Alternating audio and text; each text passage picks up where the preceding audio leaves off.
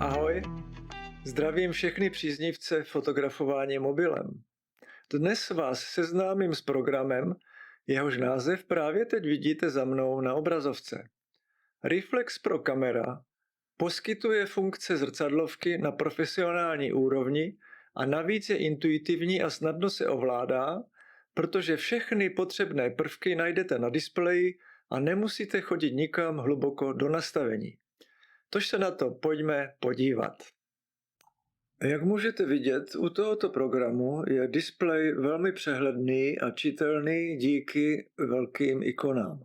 Začneme vlevo dolů, tady máme přepínání mezi objektivy, vrátíme se zpět a podíváme se vpravo dolů, kde můžeme přepínat mezi formáty fotografií. Zrovna tu vidíme možnost fotit do formátu ProRAW, což je vylepšený Apple formát známého formátu RAW. Více informací o rozdílu mezi formátem RAW a ProRAW najdete určitě na internetu. Ještě se přepneme do JPEGu a podíváme se do nastavení. Klikneme zde a tady si můžeme vybrat, které fotoformáty se v nabídce zobrazí.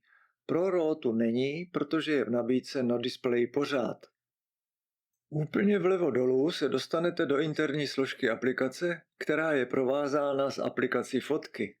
Když smažeme snímek tady, nebude ani ve fotkách. Vpravo nahoře se vrátíme zpět. V druhé řadě ikon si zatím ukážeme pouze histogram. Na ostatní prvky se dostane později v praktické ukázce. Opětovným kliknutím na ikonu funkci vypneme. Přejdeme nahoru a ikony si projdeme zleva. Známá je ikona blesku, následuje možnost si nastavit prodlevu samospouště a uprostřed je funkce, která nám zapíná nebo vypíná kříž uprostřed displeje. Zelená barva značí, že je displej vodorovně. Mřížky nám pomohou s kompozicí a úplně vpravo je ikona pro přední kameru. Ahoj.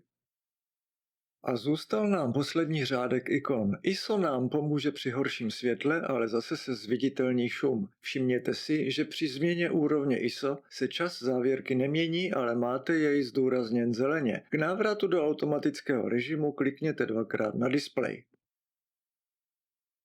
Dále je závěrka. Tady svítí zeleně hodnota ISO, která se také nemění. Zřejmě nejpoužívanější funkcí bude změna expoziční hodnoty, což je kombinace hodnot ISO a závěrky. Všimněte si, že se mění obě hodnoty najednou. Následuje ikona funkce ostření. O této funkci si povíme později.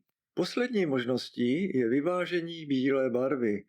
Většinou to nechejte na automatice. Překlopil jsem mobil na šířku, přece jen takto fotografujeme častěji. Zkusím vyfotografovat tohle skleněné zátiší a použiji formát RAW. Formát RAW proto, že fotografie bude obsahovat mnohem více dat než JPEG, ale budu mít více práce v postprodukci. Snímek je hotov a uvidím, jak se mi podaří jej upravit.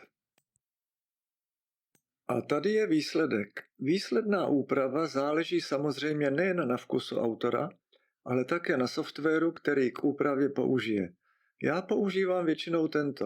Velmi důležitá je i kompozice, tu nepodceňujte. V tomto případě ctím úhlopříčku. V této ukázce můžete vidět, že i mobilem jste schopni vytvořit kompozičně i barevně zajímavá zátiší, a to vše bez speciálního osvětlení. Mně k tomu stačilo jen okno zprava. A ta starobylá konvice byla stažena z internetu. A co kdybyste v zimě, kdy není v přírodě moc příležitostí k fotografování, zkusili fotit zátiší? Určitě doma najdete spoustu zajímavých předmětů. Jak zaostřit? 2 prsty klikneme na displej. K zaostření slouží kolečko s plus. To přetáhneme na objekt, který má být nejostřejší. Zkusíme zaostřit na nádobku, ale nic se nestalo. Zřejmě je to malý objekt. Přesunu se na obrázek. Výborně, teď to funguje. Zaostřím opět na pomeranč a dvojím kliknutím na displej tuhle funkci zruším. Ukážeme si ještě další možnosti zaostření. Klikneme zde a tady. Ikona oko nám pomůže zaostřit pomocí červené barvy. Zaostříme na obrázky a vidíme, jak nám ta ostrá červená barva pomáhá. a opět vrátíme zaostření na pomeranč. Teď se zaměřím na kolečko se sluníčkem, což představuje úroveň jasu. Vpravo je temněji, se světlým, ale v okně je přepáleno. Použiji zebru, tato dosvědčí. Sluníčko posunu, je to lepší, ale přeexpozice nemizí. Vrátím se zpět a zebra zobrazí i podexpozici. Vrátím se do automatického režimu. Jak tedy fotit tak kontrastní scénu? Jsou dvě možnosti. Buď použít RAW formát a v postprodukci si pohrát s expozicí, kontrastem světly a stíny, nebo použít HDR, což je technologie, která umožňuje rozšířenou reprodukci detailů v tmavých i světlých částech snímané scény zároveň. Tato aplikace HDR neumí, ale pomůžeme si jinak. Potřebuju stativ a vědět, jak na to. Zvolím expoziční hodnotu a posunu se o 3 velké čárky zpět a fotím. 1, 2, 3, 4, to jsme na nule, 5, 6 a 7. A můžeme hodnotit. Tak se na snímek podívejme. I přes snahu softwaru iPhoneu zůstává v okně přepal, chybí kresba vzdálenějších stop ve sněhu. V kuchyňce je naopak moc šero, nevýrazná světla i stíny. Žádný kontrast. Pokusil jsem se snímek upravit, ale výsledek není o moc lepší. Protože JPEG je komprimovaný formát, chybí v něm data potřebná na dokonalejší úpravu. Kresba stop se ani po úpravě neobjevila. A teď HDR ze 7 snímků. Kresba vzdálenějších stop je krásně vidět, celá fotka je světelně vyvážená. Zobrazíme si oba snímky najednou. Čeho si všimneme, je tato oblast. Nejenže vlevo chybí kresba vzdálených stop, ale bílá se snížením přepalu změnila na šedou. Vpravo vidíme kousek modré oblohy a kuchyňka je světelně mnohem živější. Možná vás bude zajímat, které aplikace umí tzv. HDR bracketing. To znamená pomocí odstupňované expozice nasekat vedle sebe třeba 3, 5 nebo i více snímků. Já znám aplikaci Pro Camera a Camera Pixels.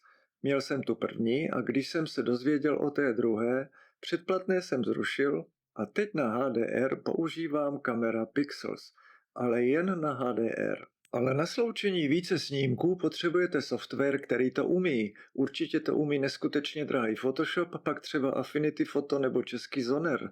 Já používám Luminar Neo, který pomocí umělé inteligence sloučí snímky v rozmezí sekund. A je tu poslední funkce, za kterou si ale musíte připlatit. Je to takzvaný slow shutter, neboli pomalá závěrka, která dovoluje 2 módy. Motion blur, neboli rozmazání pohybu, a light trails, česky světelné stopy. Napřed ale vodu vyfotíme jednou 120. Obvyklá fotka s nerozmazaným pohybem vody. A teď nám zbývá poslední neznámá ikona, tahle. Off změníme na on, máme půl sekundy a fotíme.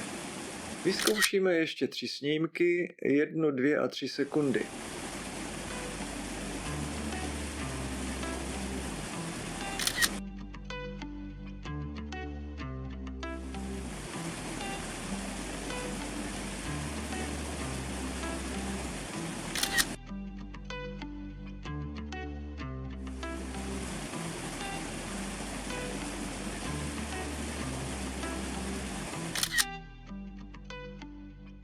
Nejvíce se mi líbí polovina sekundy. Pokud byste chtěli na tak rychlou vodu použít ještě kratší čas, třeba 1/10, nemůžete použít funkci Slow Shutter, ale musíte použít ND filtr, protože mobil má pevnou clonu. Bohužel ND filtr jsem sebou nevzal, takže 1/10 neuvidíte.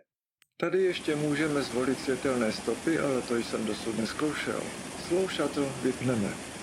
Na ukázku světelných stop jsem použil fotku od níže uvedeného autora. Znovu připomínám, na slow shutter je třeba stativ. Kromě vody můžete fotit i pohyb mraku a na ty použijete mnohem delší čas, protože se jedná o mnohem pomalejší pohyb. Prostě si to musíte vyzkoušet. Tak a to je dnes všechno. Těším se na sdílení a zase někdy příště. Ahoj.